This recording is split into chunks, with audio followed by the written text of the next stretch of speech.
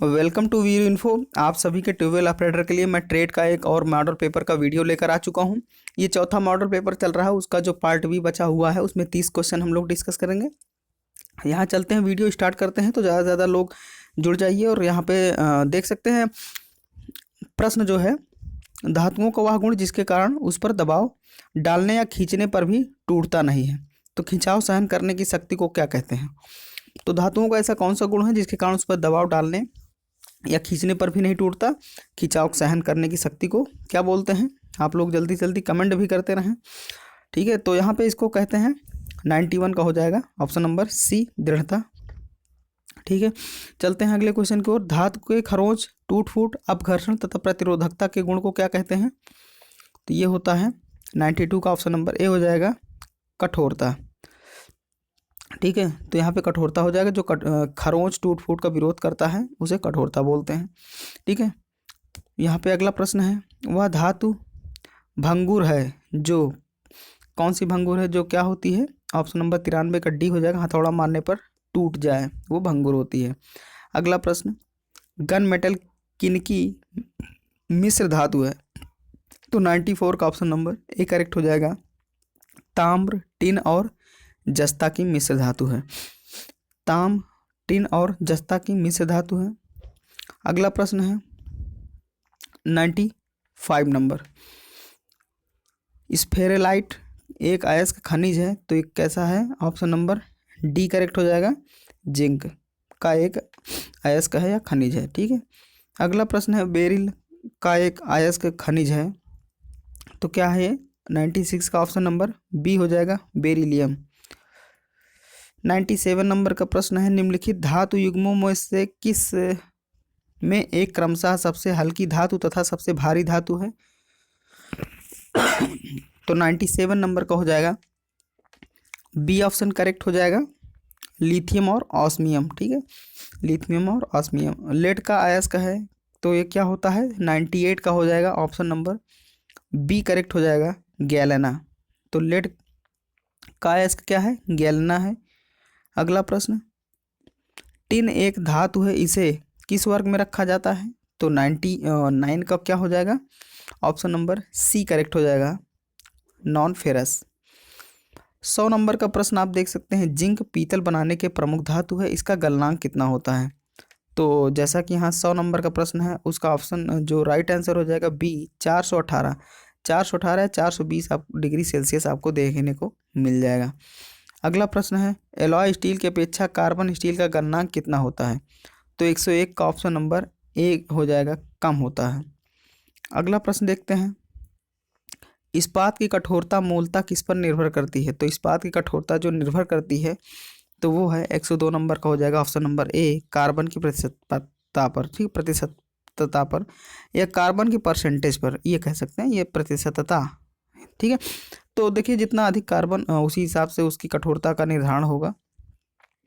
तो इस्पात की जो हमारी स्टील की कठोरता है वो कार्बन पर डिपेंड करती है। ठीक है, तो 102 नंबर का ए करेक्ट हो जाएगा। 103 नंबर का ऑप्शन नंबर क्या हो जाएगा यहाँ पे।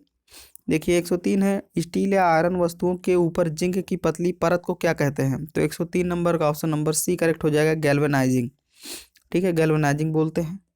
अब अगला प्रश्न है, वर्नियर बेवल प्रोटेक्टर की अधिकतम सटीकता क्या है। तो वर्नियर बेवल प्रोटेक्टर की अधिकतम सटीकता क्या है। तो 104 नंबर का ऑप्शन नंबर बी करेक्ट हो जाएगा, 5 मिनट। ठीक है, 5 मिनट। अगला प्रश्न, साइन बार का प्रयोग करते समय कोणों की माप के लिए स्लिप गेजों की ऊंचाई, यहाँ पे डैश है, के बीच अनुपात के अनुसार कोण कितना बनता है। तो 105 का हो जाएगा, ऑप्शन नंबर बी हो जाएगा, साइन बार की लंबाई के बराबर। कितना, साइन बार की लंबाई के बराबर। अगला प्रश्न है 106 नंबर, 9.13 गुणे 10⁴ किलोग्राम में सार्थक अंकों की संख्या है। तो 106 नंबर का ऑप्शन नंबर बी करेक्ट हो जाएगा, 3। 107 नंबर है, किसी पदार्थ के मात्रा की मौलिक इकाई क्या है। तो किसी पदार्थ के मात्रा की मौलिक इकाई क्या है। तो 107 नंबर का ऑप्शन नंबर ए करेक्ट हो जाएगा, मोल। ठीक है, पदार्थ की मात्रा की मौलिक इकाई मोल है। अगला प्रश्न, अनुमानित उद्देश्य के लिए और मापन दोनों के रूप में प्रयोग किया जाने वाला यंत्र कौन सा है। तो ये कौन सा यंत्र हो जाएगा? 108 नंबर का ऑप्शन नंबर ए करेक्ट हो जाएगा। बैरोमीटर, क्या हो जाएगा? बैरोमीटर। नेक्स्ट क्वेश्चन है यहाँ पे 20 किलोवाट का इंजन 20 किलोग्राम के पिंड को 50 मीटर ऊंचा कितनी देर तक उठाएगा? तो इसका क्या होगा करेक्ट आंसर आप लोग दें। 109 नंबर का हो जाएगा ऑप्शन नंबर डी करेक्ट हो जाएगा, 3 सेकंड तक। अगला प्रश्न है किसी पिंड पर 6 न्यूटन का बल लगाने पर पिंड 2 मीटर की दूरी तय करता है, कृत कार्य का मान क्या होगा?